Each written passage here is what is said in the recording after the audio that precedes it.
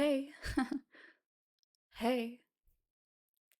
Hi everyone, it's me, milxluvr, aka Charlie, aka your favorite and most consistent YouTuber of all time. It has definitely been a while. I'm hoping y'all are doing great. I know y'all are wondering where I've been. I'll keep it short and sweet. I got sick. Then I moved into a new house. Yes, okay. And then I got like really sad. And then high-key, this video got a little bit delayed again because I got like a little sick. But it wasn't like the sickness that I had before. It was just like my throat. Anyways, as you guys saw probably on Twitter, I had been working on a new yap sesh and I kind of wanted to take a different direction with my yap sessions, but I kind of bit more off than I can chew, and it's going to take a while until I finish it, especially because the team that I'm doing the app session on has been doing different things than, the first 5 games that I watched of the season, and I feel like there's more that I should add. It's a whole thing. It's whatever. I'm just going to be working on some smaller videos and some new series like today while I finish up what I wanted to do originally, so I hope that's good with y'all. Today I am doing a little mini series called Slept On, and this is going to be talking about underrated players that y'all find in the NBA, WNBA, college ball, etc, etc, etc. Today we're going to be focusing on the NBA to start. So what I did was I chose 5 players of my own that I believed are underrated, and I did round 1 of a survey where I asked y'all, hey, tell me what player in the NBA do you think is underrated and give me your reason why. And then after looking at the several responses that I got, I grabbed the 5 most common ones that I saw, and I put out a round 2 of a survey where I put all 10 of those players, and I had about 318 of y'all respond on who you think is the most underrated to you and your reasoning why. By the end of that survey, 318 people had decided the top 5, I guess you could say, underrated players in that list. So what I decided to do was I watched at least 1 to 2 of each player's games, watched a good couple of highlight reels. It spans because, sometimes there's highlight reels from last year rather than this year because, talking about certain players, it's kind of hard to get highlight reels this early in the season. I did that to compare their play styles, especially because there is some players that I had not deep dived on before, and just decided to give my observations and now make a video. I will preface that I am not a professional. I'm not like a professional analyst or anything. I'm just a fan. I just love ball. And I just want to tell y'all what I think. So here are your 5 most underrated players in today's episode of Slept On. This first player we will be talking about received about 11.4% of the vote on the final round of the survey. This is a player that I have heard a little bit about here and there, especially because there are people within my circle who are fans of this team and have talked about in length on how they believe this player is so underrated that their team might not value them as much as the majority of fans do. And I thought that that was quite interesting. This player that I am going to be talking about first is Keon Ellis.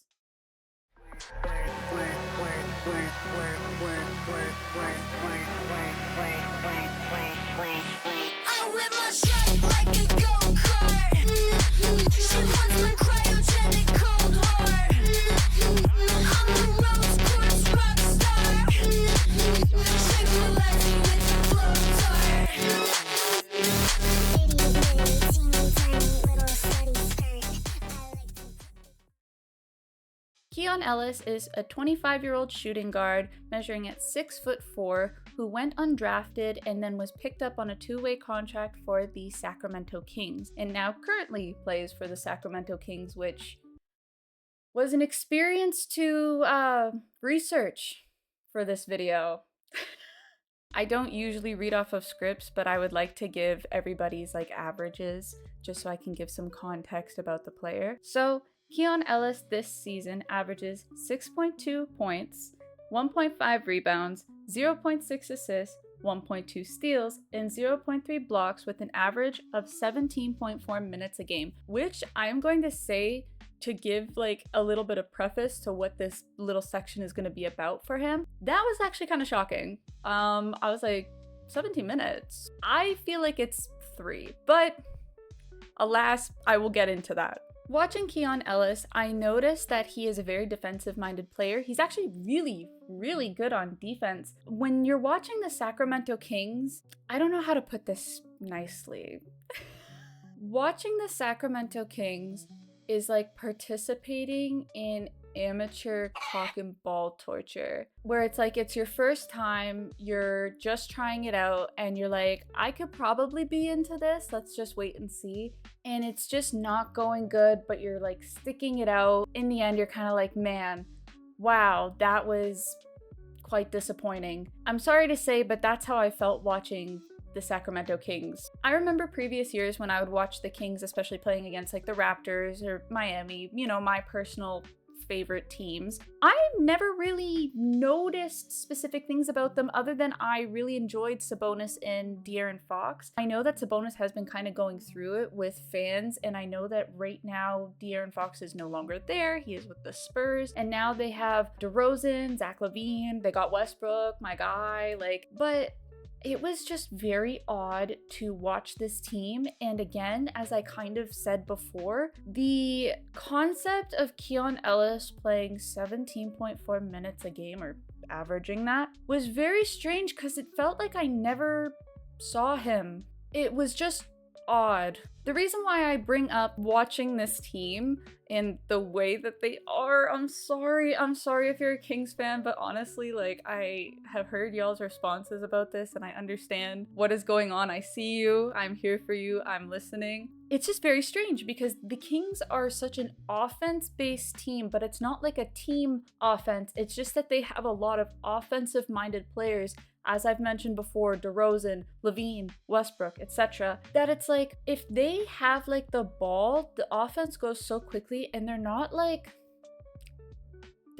playing as a team. So when you have Keon Ellis there, what I've noticed is he brings a very different look to the team. He actually cares about defense, which is nice. I mean, the Kings really need that, and I thought that honestly, with their huge lack of defense, he would probably be getting more minutes because he's actually like really good at it. Another great thing that I like about Keon Ellis is he is very active on getting rebounds on both ends of the floor, and it's almost like he kind of sneaks in. When I was looking at his highlight reels, I noticed that he is really good with taking lobs. He finds a way to the basket and no one seems to notice him, which is kind of ironic.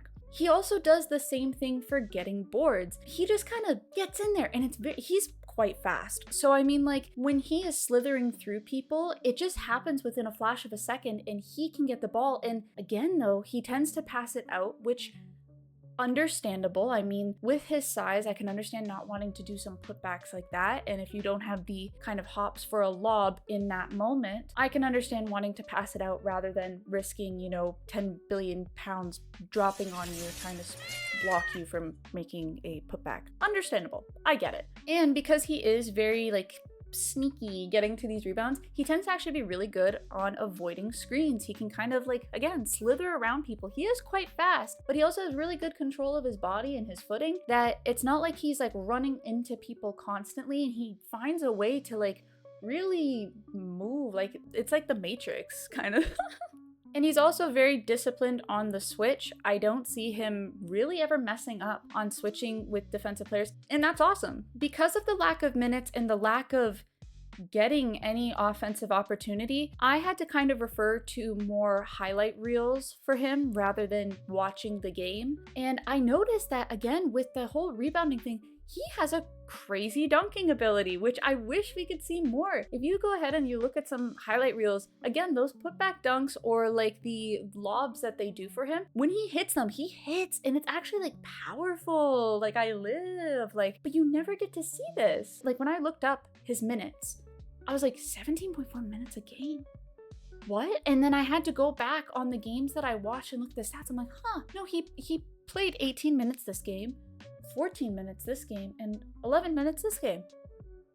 So I guess he doesn't seem to call for the ball on offense. I know that he is positioned as a shooting guard, but I just find it very odd that he moves so much more on defense and is very stagnant on offense. He tends to linger around the 3-point line, especially the corners. By the way, like, it's not like he's like kind of in that upper key. There are times, but he tends to like find his way down to this corner shot and just like stand there. I went ahead and talked to my friend Jack. His @ is Jack the Kings fan on TikTok and I believe Instagram and Twitter. I will put that here and I'll put his links in the description. Jack is very well versed in the Sacramento Kings culture. I wanted to ask him personally, like, hey, I've been watching these games. I've noticed something. What's going on?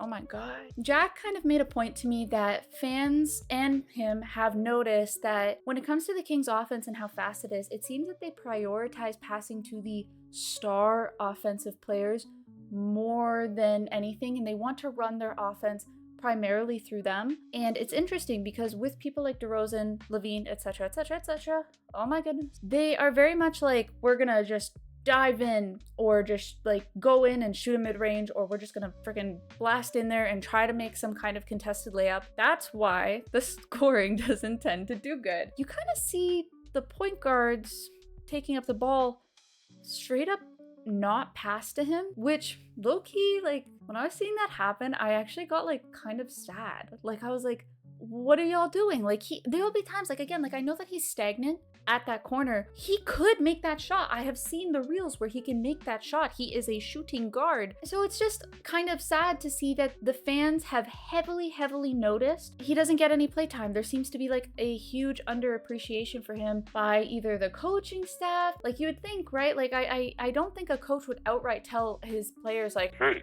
this guy, Keon Ellis, this guy, y'all know him? Do not pass to him. And the players are just gonna stand there and be like, yeah, that's cool. We have great team chemistry. Like, I don't think that's the case, but in that regard of this very much obvious underappreciation for Keon Ellis, I would love to see him be somewhere else. And I know that that may make some fans upset, as they would rather have, you know, a front office change, but those tend to be pretty rare. And I think it would be more fun and it would be more of a service to Keon Ellis to have him go to a team that could actually showcase not only his defensive ability and utilize his defensive ability, but also showcase his offense. I would love to see him actually be a part of a team, because it seems like he's one of the only team players. That's what I think on that end. In terms of like critique on like actual play style from what I do get to see from him, the only thing I can say is, and this isn't really much his fault, again, the lack of playtime, I can understand why this would be the case. Sometimes I feel like he has a lack of awareness. If they have like a rapid change of pace in their offense, I feel like sometimes he gets caught a little off guard, but I'm not gonna put that all on his back, because again, if one guy on the court is not paying attention for one moment, there's 4 other of y'all to like be paying attention. Rather than not paying attention, it's just not caring. At least what it seems to me. So I would also like to talk about the voter responses, at least the ones that I have seen the most of, just to compare my notes with what people have, you know, submitted. I put these notes after I had already finished my notes, and I just compared and put a separate section here of what I saw the most when it comes to these players. The people who voted for Keon Ellis mentioned a lot that he does not get the playtime he deserves and that he is very underappreciated on the team. I think that that is definitely the case. Another thing that was constantly said is he's a great two-way player. I agree on the defensive end. I did not get to see enough of the offensive end, but from the highlight reels that I saw, he has great versatility. It seems like not only can he shoot, but he has a really great dunking ability and he has a really great way of getting to the inside for rebounds, so I wouldn't be surprised if he could do the same for like layups and such. And the last one is that he isn't flashy, but he is a very efficient shooter. I really wish I got to see his shooting in the games that I watched, but in the highlight reels, I definitely agree. He relies on the catch and shoot. He's good at the catch and shoot, so he will do the catch and shoot.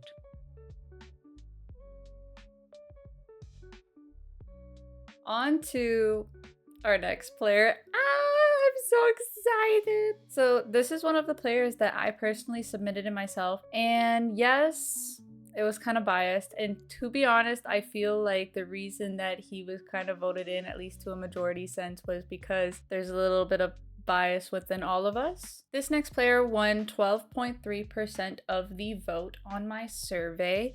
He is such... I don't even know. I'm just gonna tell you. What are we doing here? Y'all know who he is. Baby, I'm talking about Jamal Shed.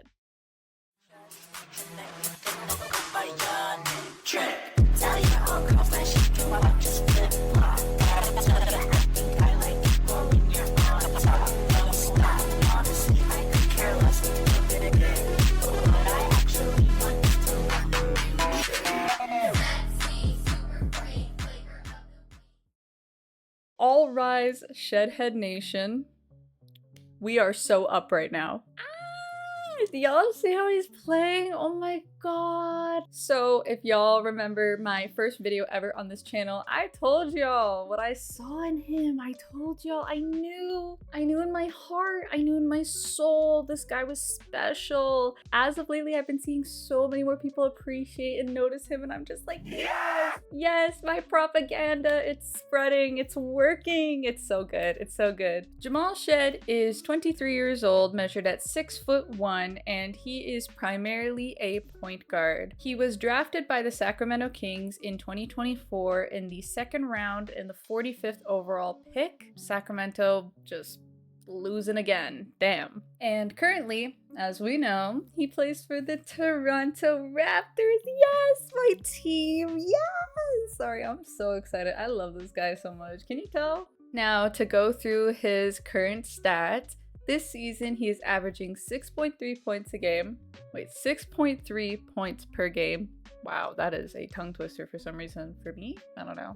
6.3 points per game, 1.6 rebounds, 5.7 assists, 0.8 steals, and 0.1 blocks with an average of 18.8 minutes a game, which maybe it's because like my eyes are always on him, but man, it feels like he's always playing. And he's been playing more. It's so good. It's so good. Now, again, as you can tell, I am going to be quite biased here, but at the same time, I will stick true to my honesty and how I see Shed. And how I'd like to go about this is I'd like to give all of my positive critique first, and then go into things that I think that they can improve on. So that's kind of what you're gonna notice in the structure of this video. Let's talk about my boy. So obviously, upon first observation, you will notice that Shed is an incredible defender. Given his size, and given his size in terms of like strength, like I think you could say like physical build plus height, not a lot of people would think that he would be the greatest defender in terms of like an all-round defender, being able to defend in every sort of situation. But the guy got such intense speed, and he has been getting a lot better with his reach-in situation, that he just applies so much pressure to whoever has the ball, even big guys, and he always knows when to double up on certain players, providing that extra bit of, boy, you are not getting into this lane. Along with this defense, when we look in terms of his offense, he is very much a great play facilitator. Like, Shed is someone who tends to prioritize the pass, and sometimes I'll say a little too much, but that's just me. He brings such a new offensive style to the Raptors that at first, while we started off with a super duper fast offense, especially last year ranking I believe in 9th in the fastest offense, what he does is he has such intense communication, and he runs around dragging other defenders into each other so well, and he can sneak between people so incredibly fast. Like, again, like his speed, he is like a flash of lightning. Like, he is so quick. Because he is so sturdy, it's something where you're not going to see him bash into people and fall down. Even if he does get hit with a screen, you're not going to see him fumble that hard. He actually tends to get around screens pretty darn well because of his size. To me, right now, currently, Shed is like an invisible pillar to this team. I truly believe that we would not be as successful as we are right now without him, and there's many different reasons why, and we can definitely point this towards how he is on the court in terms of his play style, but he also has just like such positivity and such a beautiful energy that I feel has been missing for a while from the league. This kind of energy that you can see from people like Jared McCain. It's just like A beam of sunshine with glitter rainbow aura. I'm glazing so hard, but you know what? I don't care. It's literally Shed. I'm a Shed head. Like, I can't. Overall, just a super duper kind soul, and it reflects on the rest of the team. And I do really feel that Shed is a huge contributor to this amazing relationship that we're having. One thing I'd love to point out about Shed, and something that I haven't seen a lot of people talk about, is Shed has some crazy hops. There's been a couple of times where I can see him contest a shot from, you know, a taller player. Most of the players are taller than him in the league. He jumps and you're like, dang. And there's been a good couple times like the guy can dunk, and he dunks like confidently. Like, man, like when you see someone spring like that and they are like the size that they are, it's kind of like, whoa, dang, we're gonna see some crazy dunks from you. I would love to see a poster from Shed. Oh my god, that will live in my head forever, honestly. The improvement from last year to this year is tremendous. Again, why I believed he is underrated is, yes, the NBA media does not tend to talk about the Raptors often, especially with the past 2 years have being kind of a flunk. But when it even comes to this year, only as of like the past week, I have seen more Shed recognition in terms of like the whole like making Walter sing the Canadian anthem and so on and so forth. For the sing, bro.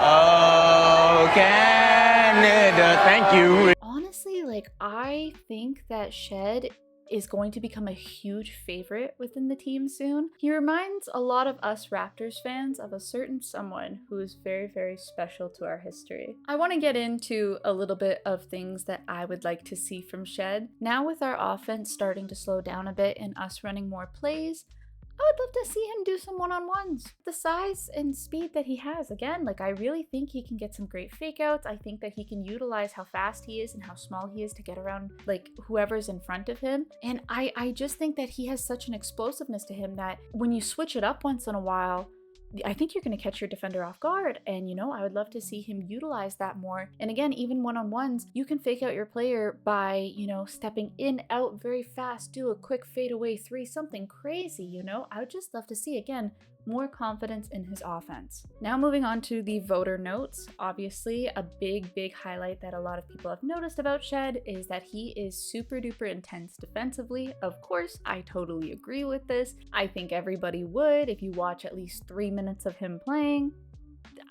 Yeah.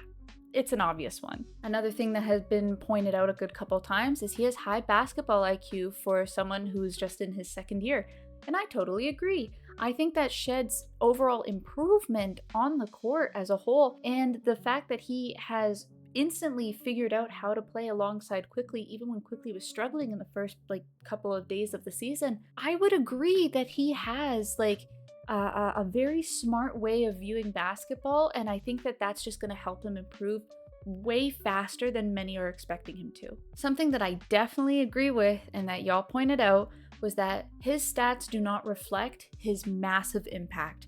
I 100% agree. I don't think stat watching shows you more than 50% of what a player is. I think that, you know, with stats, you don't tend to see much defensively other than potential steals and blocks, but that's not what defensive impact is. You know, there will be a player I'll be mentioning later who also has this same issue. It goes to show that a lot of these players who are considered underrated are underrated because we as viewers are seeing them do crazy things on the court and we are putting the puzzle pieces together, seeing their impact. But when it comes to people opening up stat pages on them, it's just like, oh, like, yeah, it makes sense that this guy's getting like 15 minutes a game, he only gets 6 points. And it's like, no, y'all don't understand that, like, if he wasn't there for those 15 minutes, a lot of the team would be not as good right now. Like, there would just be a lot of mismatch. There would be a lot of, you know, missing connections. And Shed is definitely one of those people. Obviously,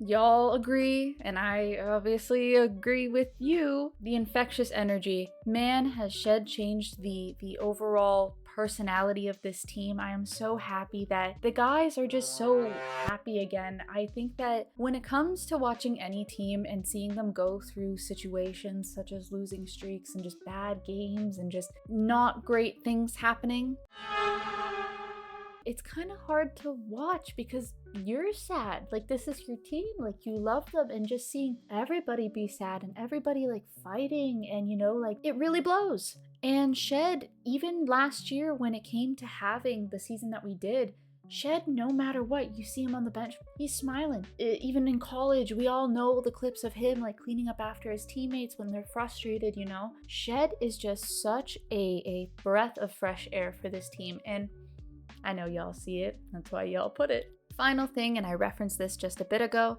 a lot of y'all are seeing a resemblance here of someone that we love very dearly within the Raptors fan base, and that is Kyle Lowry. Not only does like the height and like the kind of physical build kind of, you know, work into that, that true leadership that he has and that infectious positivity and just always lifting his teammates up no matter the situation, and the kindness and empathy that he shows to his opponents when they're actively playing against each other. I think that Shed definitely can become someone that we see as like Lowry before. While I never want to compare a player in terms of, oh, they are just like this other player, I would like to say that I agree that they have a lot of similarities, and I do truly think that if Shed takes little bits and pieces of Lowry's game and what he used when he was with the Raptors before, he has ways of improving things that maybe we haven't thought of. One thing that Kyle Lowry was known for was taking charges, and I've been noticing the past couple of games, Shed's been starting to set himself up in position. Obviously, taking charges, especially in the amount that Lowry did, is a talent of its own. If he could, you know, style that aspect of his game similar to Lowry, see what the patterns are, I really think he could do something crazy. And, you know, it adds to the defense and gives us the possession. I'm down. Y'all know I love Shed. Do I believe he is underrated? Yes, I absolutely do. And I think that y'all are just seeing the beginning. This next player, who is the second most voted in my survey, I'm trying to figure out. Oh my God! Is someone who I know of, but I haven't really seen much of. It's not someone who I've ever focused on. This is definitely a player who was brought upon by the first survey, so this is fan, I guess you could say, submitted. But I saw his name pop up a lot. It's interesting because the team that he plays on I actually used to really like when I was a lot younger, and it was because there were certain players on that team and just the way it was just something where it's like they were really good at the time. This player I had a very hard time making my notes on in terms of watching the games rather than the highlights. And I think it's mainly because I just happened to come across these games and they were just not well performing. It's not like the team that he is on is doing the greatest at the moment, but I think I just stumbled upon some of the not great games. But when I saw his highlights, it definitely made me, you know, understand what kind of player he is, and I'm down to talk about him. This next player, wait. Oh my god, y'all, I messed up. Okay, so this next player is the third most underrated. I'm already fucking up. I can't believe this. All right, this next player won 13.2% of the vote, and after watching those highlights and understanding how he plays, we should be very thankful that he did not become a sniper in the military, because man, can this kid shoot. I'm talking about Keyshawn George. Wrist out of date, but it's Rolex. Grizzly up next, I'm up now. Stop your bullet vest. 550, 600 hundreds, 720s, let's get straight to it. 810s, what's that 8 bands? Hit the store and get some rubber bands, let's get straight to it. Everybody come together, everybody got the plan. He came with you, so if he steal it, fall on you, we on your ass. Hey, your mans, call his mans, make sure they ain't moving fast. Soon as they touch Atlanta, get with both, secure the bag, nigga. Oh, hey, back security, that's on my mama. Keyshawn George is 21 years old. Jeez, sorry to interrupt. When there's a player younger than me in the NBA, it feels so weird. Like, I'm literally you guys are right, I'm literally 21 years old, 6'8", and he is primarily a small forward, which understandable because of his size, but when we get into his play style, you know, I kind of see shooting guard, but man, whatever. Sorry y'all, my cat is here. Do y'all want to say hi to Bean? This is Bean. Say hi, Bean. Her full name's Beanu, and she's a rat. Keyshawn George was drafted by the New York Knicks in 2024 in the first round as the 24th pick overall, and now he currently plays for the Washington Wizards. This season, he is averaging 16.5 points, 6.3 rebounds. Sorry, why am I out of breath? 6.3 rebounds, 4.9 assists, 1.1 steals, and 0.9 blocks with an average of 31.6 minutes in a game. Also, I'm so sorry that y'all are tilting. I'm getting a new tripod. I can't with whatever I have right now. I'm trying my best, y'all. I'm trying. Unfortunately, and I'm so sorry Wizards fans and people who submitted for this guy, I couldn't really get much. Again, like I said, when it comes to like the games, that's where I usually get a majority of my notes because I'm trying to look for everything. Like I will literally watch the player. I had to watch about 2 of his games to kind of get something, and then majority of the time it has been highlights because I think literally the 2 games that I watched were just not good performance, as in like I'm not blaming him, the Wizards, you know how the Wizards are right now, so I think it was just unfortunate timing. But I'm gonna trust y'all, and I definitely see a lot of potential in this kid, and I can definitely see where y'all are coming from, so let's talk about it. First of all, I noticed he's a pretty good defender. What I like the most about him is he has pretty good block timing. For being as young as you are and, you know, coming into the league, defense prior to the NBA overall is very, very different than the NBA itself. I noticed that he has quite the confidence, you know, when it comes to blocking shots, putting his hands up for almost every kind of player on the court, whether he switches to a shooting guard, switches to a center, no matter who he is on, he knows to put his hands up. He knows to have strong feet and a strong presence. He can actually like block some good shots. Like, good for him. Like, I love blocks. I used to love doing blocks when I was in high school. It's such a fucking great feeling. For as young as Keyshawn is, it's nice to see someone who not only has a good ability in passing and knows when to pass and who to pass to in the moment, but I enjoy the fact that even though he has a great shooting ability, which we'll get into in a second, I really like that he's not someone who's just chucking up shots. He knows when to pass, especially if he feels like he can't make the shot. And with his shooting ability coming into it, he has his spots that he has like a lot of confidence in, and he knows he can make the shot and he knows when to. So when he's not at that spot, or if he just doesn't feel right, if a defender's too close to him, or it's just not there, he is always willing to pass very quickly and very strongly to the next teammate and then find another spot for himself to get open to, which is great. You know, when it comes to young guys coming into the NBA, and we saw this with Grady Dick, for example, you come into the NBA and your shooting ability is a huge highlight of who you are. And then you come in, and then it just feels like a lot of the great shooters that we see, especially in terms of three-pointers, seem to not start off as great. And I think it's not only like nerves, but it's also like the court's different, the play style's different, and like you just got there. And you're just not making those shots. And something that's nice to see in Keyshawn George is that like he knows this. Like he knows this already. So he's like, oh, I'm not in this spot, like I'm not prepared. I'm passing this off and I'm gonna be prepared to pass it off to whoever. Oh my god. But that's because he's always looking around. He's always moving around. When it comes to his shooting ability, he has a very nice 3-point shot.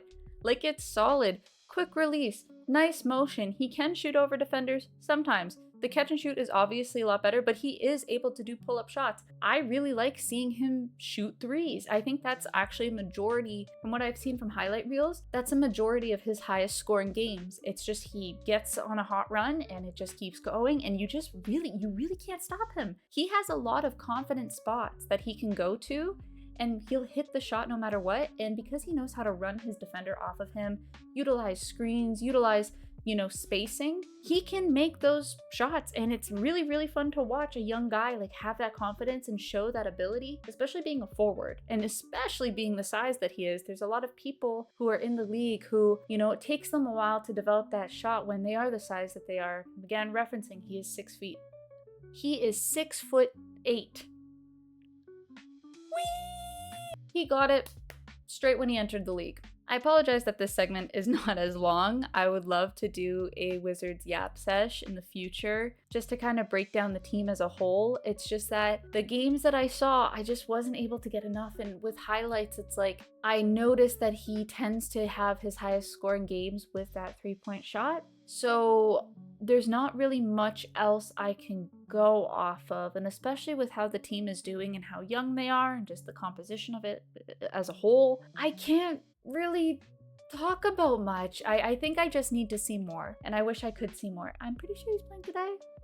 Is he playing today? Let's get into why y'all chose him for the 3rd spot, not the 2nd, because I messed up because I am the best content creator out there. Y'all make it a big point that the Wizards haven't been doing well for a while, so he is very much considered like a hidden gem that, you know, when it comes down to teams that aren't doing too well, those hidden gem kind of players are people who can at least keep them in a consistent scoring base where it's like they're not losing by 60, 70 points. Ooh, I was really close to that, huh? They're not losing by as much as they could be. And I think, yeah, I agree. I think that he definitely is a hidden gem. If the Wizards do want to engage in a rebuild, they should definitely have him as a core part of their team. Kind of like how OKC did their rebuild, where it's like a bunch of, you know, different players who complement one another and they're similar in age range. I can see that for him. And so I would agree, yes, I think he is a hidden gem. And, you know, the Wizards just not doing well is kind of hiding that fact. Y'all say he utilizes his length on defense and has a solid shot for someone his size and age. I can agree with most of this, I think. Again, I can't be 100% confident. I couldn't see a lot. Utilizing his length, I can agree with this on terms that he is good at blocking shots. I didn't really see much spreading out. I know that he utilizes his hands a lot and puts his hands in people's faces. He can stick straight up, and, you know, him being the size he is, that works. Yeah, maybe. Yeah, maybe, I don't know. But in terms of like solid shot for someone his size, 100% agree. I pointed it out earlier. That was one of the first things I noticed in terms of his highlights. I was like, dang, like, oh man, he can shoot. Like, what? Y'all say he is very efficient and disciplined and doesn't force bad shots. I agree. I think that he is definitely one of the more efficient and disciplined players on that team. Yeah, I also said earlier, I don't think I see him forcing bad shots. I can agree that not only is he efficient and disciplined, but he's just overall very smart and knows his game and knows what he is doing. Will I say that he is underrated? Absolutely. Oh, absolutely. Of course. I think that the Wizards having a player like this as young as he is crazy. Wizards doing bad, nah, like it's just, they're doing it on purpose at this point. Like I don't know what's going on. Y'all remember my whole thing about tanking, right? But what are they tanking for? Like I can't, I don't know what the point is anymore. It feels like ever since the John Wall, Bradley Beal breakup from the team, the Wizards have just been so, they've just been there. I never hear anything about how their development is going. I never hear anything about whatever. I know Kyle Kuzma, I'm pretty sure, was there at one point, and they weren't doing good then. So I don't I don't know what to say, man. But in general, like, I do think he is a special player. Could he be utilized better on a different team? For sure. Underrated, 100%. All right, y'all. Moving on to our 3rd most underrated player. Yeah, no, this is our 3rd. Oh my god, can I count? Moving on to our 3rd most underrated player on this list. This is someone who I have definitely had like hope for, and that hope definitely paid off. He is on a brand new team as of last year, and he helped them do more than most people expected, and I think more than most people recognize. This is a player that I did personally add onto the list, and I see that a lot of y'all agreed. Coming in with about 13.8% of the vote on my survey, we have Isaiah Hartenstein. I've heard commentators go back and forth, so I don't really know. You know this bastards when you're bearing a fucking cross.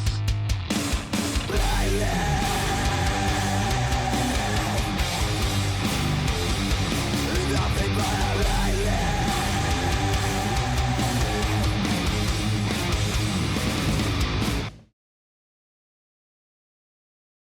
Hartenstein is 27 years old, measuring at 7 feet tall, and he plays primarily the center position, if not only the center position. I guess no, because does he back up Chet? Chet to me doesn't seem like a center no more. Like, that guy just shoots. Like, Isaiah Hartenstein was drafted by the Houston Rockets in 2017 in the second round as the 43rd overall pick, and he currently plays for Oklahoma City Thunder. And he won a championship with them. What?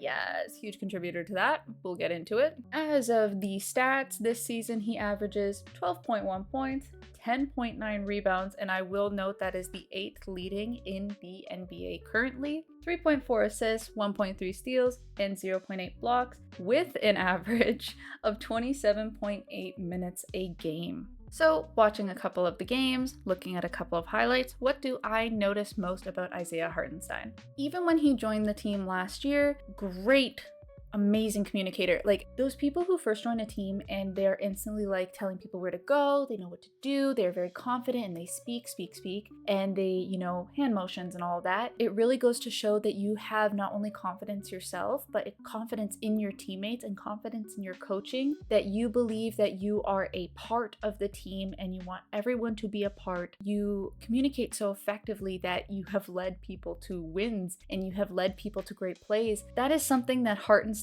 just excels in completely. Every game you will see, he is constantly yelling. It's just always talking. He's always yapping. Like just like me. I live.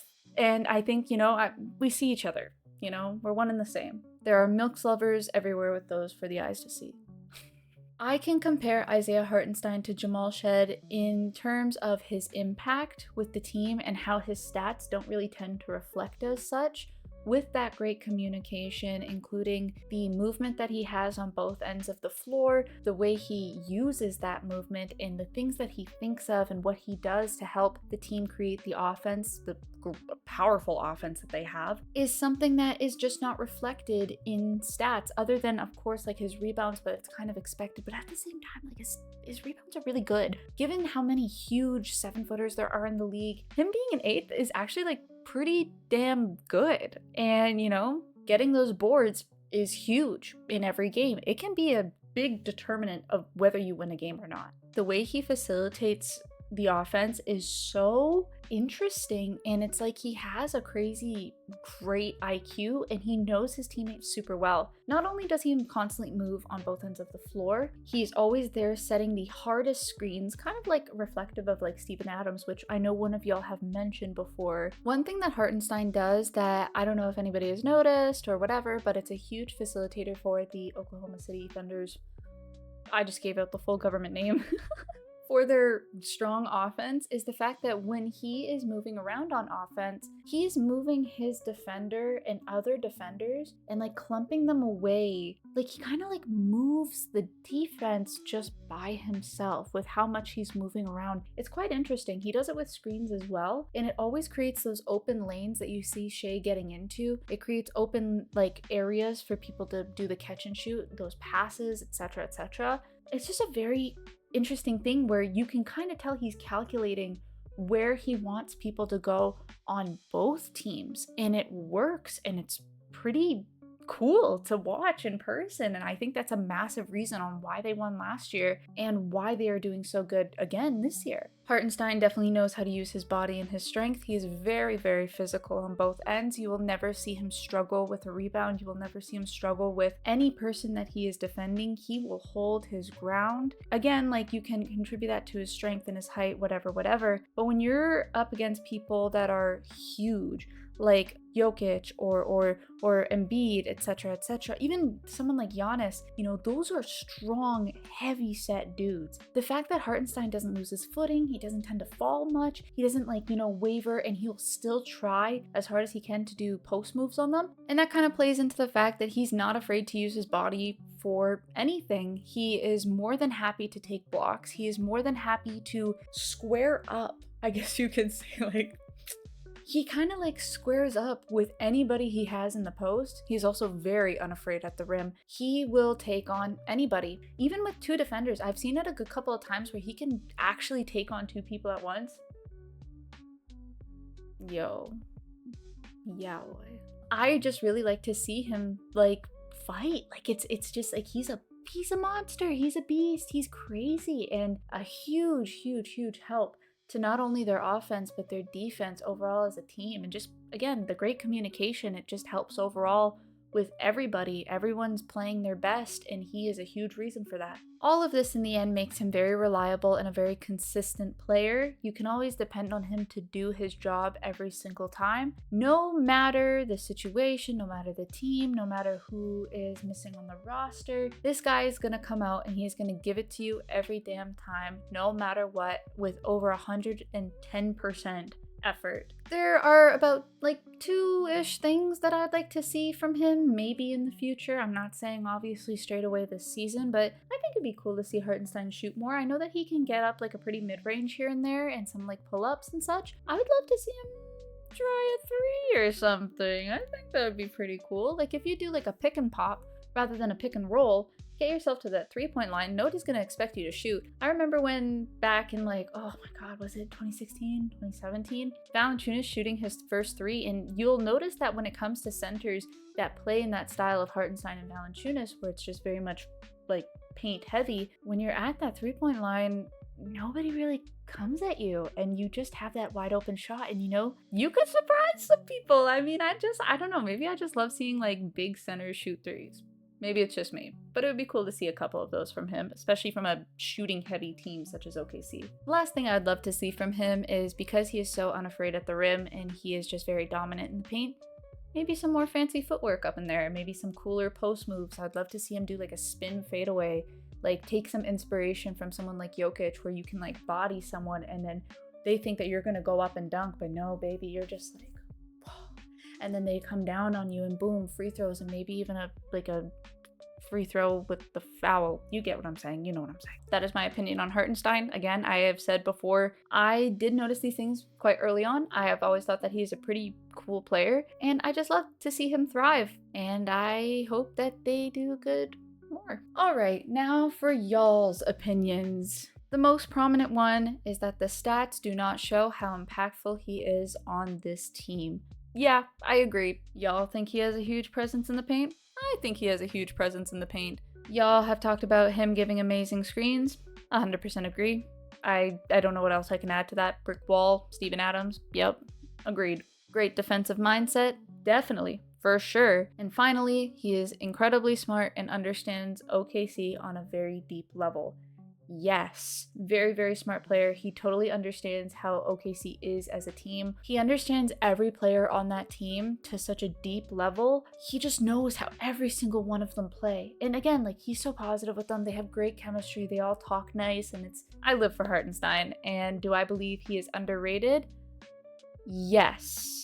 The old school way of playing a center, where you're just a big burly guy that can just dominate in the paint, but you're also reliable and you're smart and you help the team facilitate with your passes, etc., etc. I think that he just elevates it and brings it to a new level in today's NBA.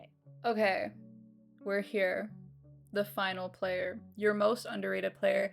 And this guy got so much more of the votes. Like, it was actually kind of crazy. This was not a player that I put forward. This was put forward by y'all in the first survey. When I watched him, I was actually like, there's something weird about this guy, and weird in a good way.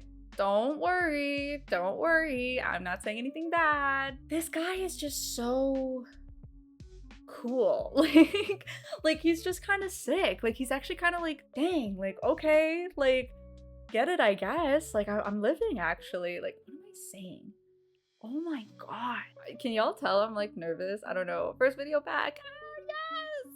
Y'all miss me? Yes. Okay. This next player won 23% of the vote in the second survey. I'm actually like really liking him, but there's some connotations to this player that he may be changing the future of a team that has been in, I guess you could say, like, purgatory for a while. I am talking about Jalen Johnson.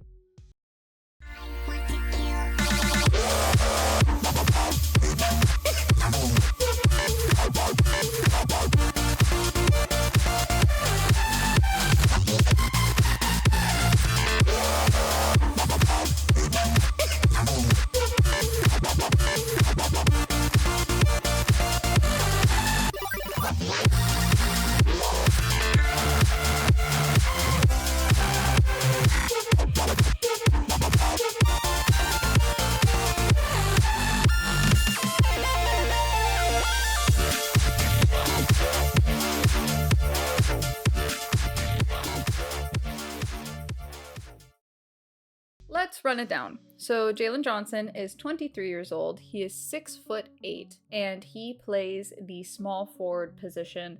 Honestly, could play any position. This guy is so you can tell I'm excited to get into this because like yes, I don't know, when I discover a new player, y'all, you guys brought him to me and it's just like, whoa, like okay, like I see it, like I don't know, we're telepathically connected in some way, y'all just know. Jalen Johnson was drafted by the Atlanta Hawks in 2021 in the first round as the 20th overall pick, and he is still with the Atlanta Hawks. This season, Jalen Johnson is averaging 22.4 points, 9.6 rebounds, 7 assists, 1.7 steals, and 0.3 blocks in an average of 34.1 minutes a game. Now, let's give some context on what this situation is, because you're probably like, if you're not a Hawks fan, if you don't watch the Hawks or whatever, like with stats like that, where is he in the media? Like, at least on my end, I have heard of this kid like a couple of times, especially when he has like crazy games. I know he almost got a quad double, but you're kind of thinking to yourself, when it comes to the Atlanta Hawks, like, you know who comes to mind. This kid, Jalen Johnson, has been with the team for a bit now. And then this year he was just like, what if this was my team? What if I just took control of everything right now in like the most nonchalant, like effortless way? And by the way, like, I'm insane. Let's get into my notes. First off, the first thing I noticed about him, everything that this kid does looks, and I'm saying kid, he's my age. This could have been me. This could have been me, guys.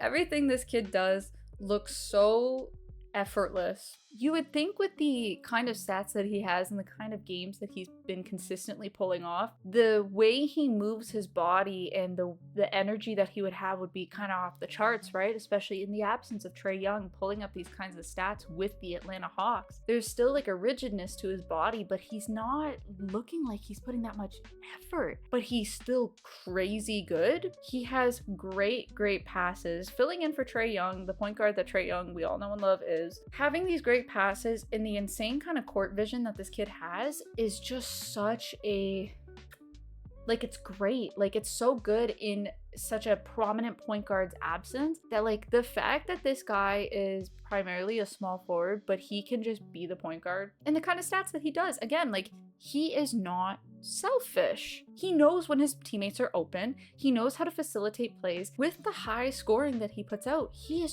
so unselfish.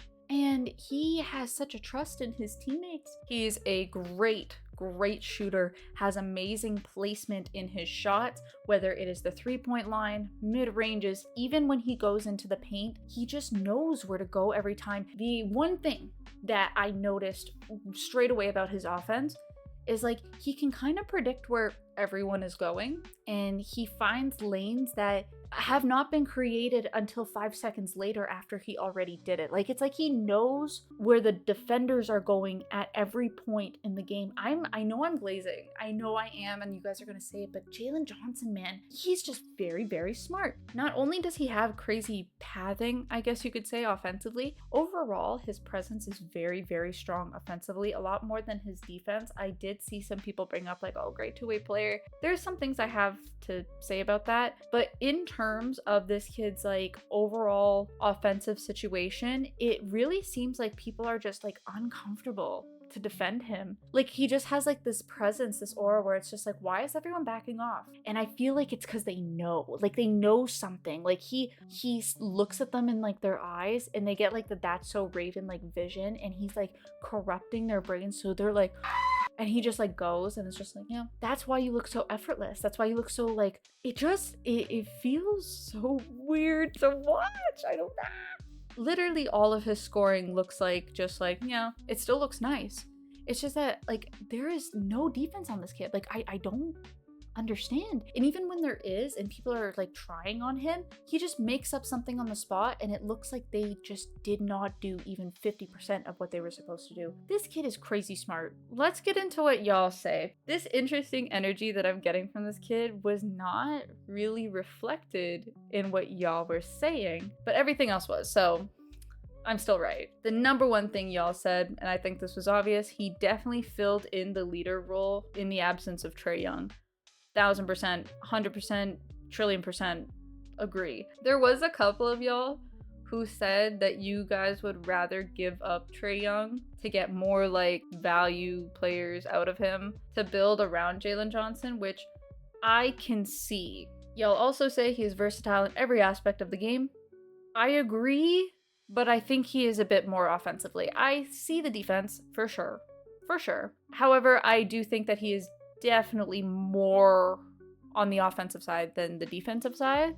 So I could say like 50-50 on that. Are we good with that? Sure. Last one. He gives the team a new look and shows a bright future of what the team could be.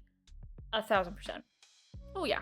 One thing that's awesome about basketball is y'all are a whole team of like 14 to 15 people. And you know, there's a couple of y'all on the court and you guys have to interact with each other all the time, constantly. And the entire game really depends on y'all working together. This is why the Kings aren't doing good.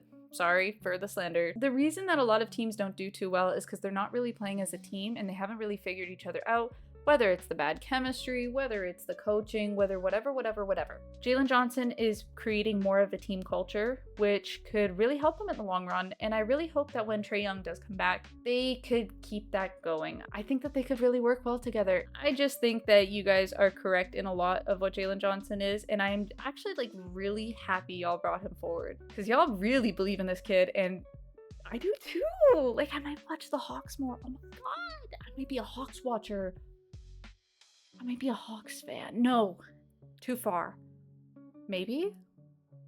Now, to finish it off, do I believe Jalen Johnson is underrated?